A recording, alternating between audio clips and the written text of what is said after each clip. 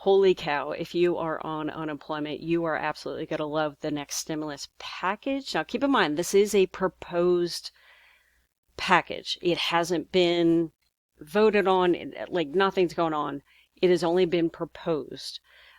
Typically, I don't do videos like this because packages come and go. They, maybe they don't benefit unemployment enough for me to even speak about them. For example, there was a package yesterday that was proposed for $908 billion.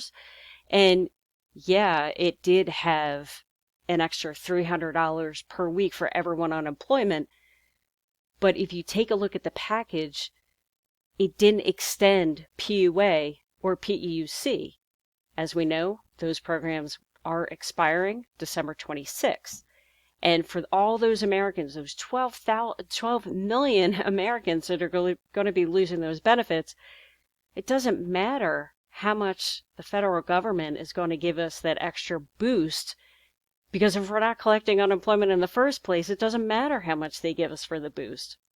But what I like about the American Worker Holiday Relief Act is they pretty much thought of everything. Now, one thing that is missing from this proposed bill is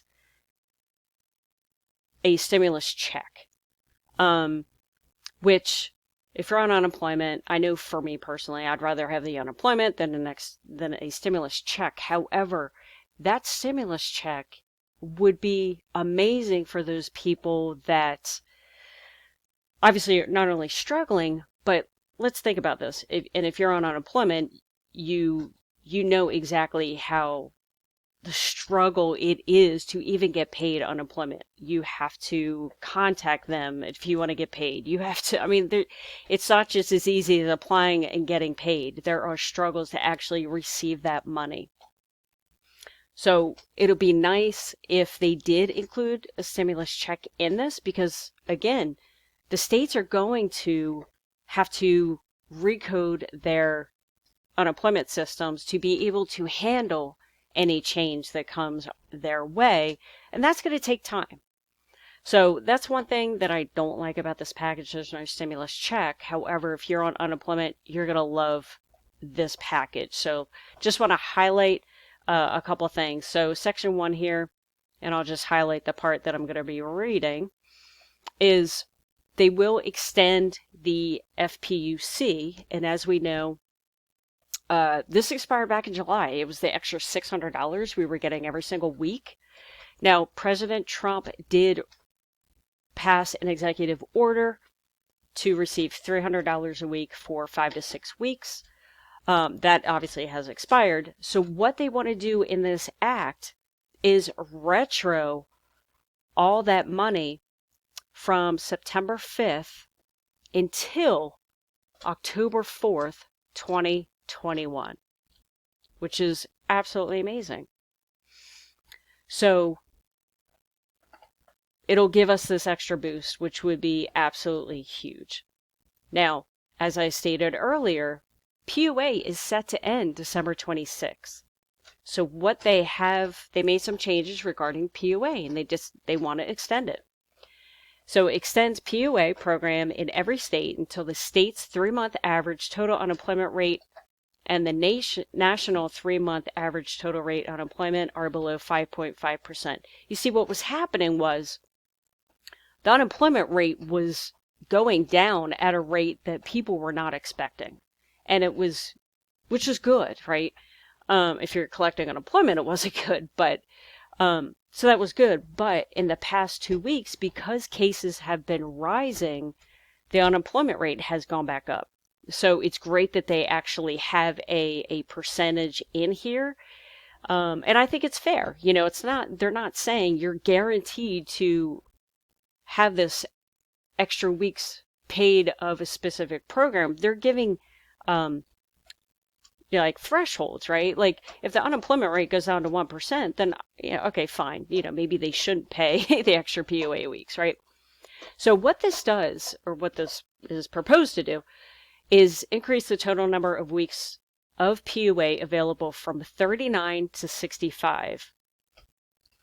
So again, that would be huge, especially around Christmas time. You know, it's a stressful time of year anyway, on top of looking for a job, on top of trying to figure out what the heck is going on with unemployment. So just like PUA, PEUC program, they're looking to get extended.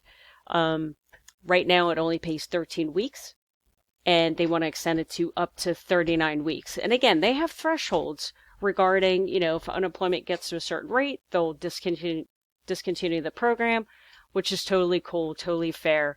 And I don't know, it just makes sense. So if you, and I forgot to mention, I do go live Monday through Friday, 6 o'clock p.m. Eastern Standard Time to answer any unemployment questions that you might have. So forgot to mention that in the beginning. If you are a parent that is caring for your children, you could qualify for PUA in this new act, which is amazing. It's a huge benefit that I know a lot of people are taking advantage of. Section 302 requires state to waive repayment for individuals who receive overpayments of PUA if the overpayment was not the fault of the individual, and requiring repayment would be contrary to equity and good conscience, which I think is amazing. So what this is saying is, if unemployment accidentally paid you PUA with no fault of your own, you could keep the money. Pretty cool. Section 303. A individual may claim PUA if they are out of work because their employer's operations if you've reduced hours, staffing levels, occupancy, and other changes that are recommended or required. And I was totally confusing that one with this one, Section 305. You can collect PUA if your employment isn't following the guidelines. They're not in compliance with the health and safety guidelines. So that's pretty cool, because I've heard horror stories of people quitting their jobs because it wasn't safe and they weren't able to collect. So now there is a provision that allows them to do that.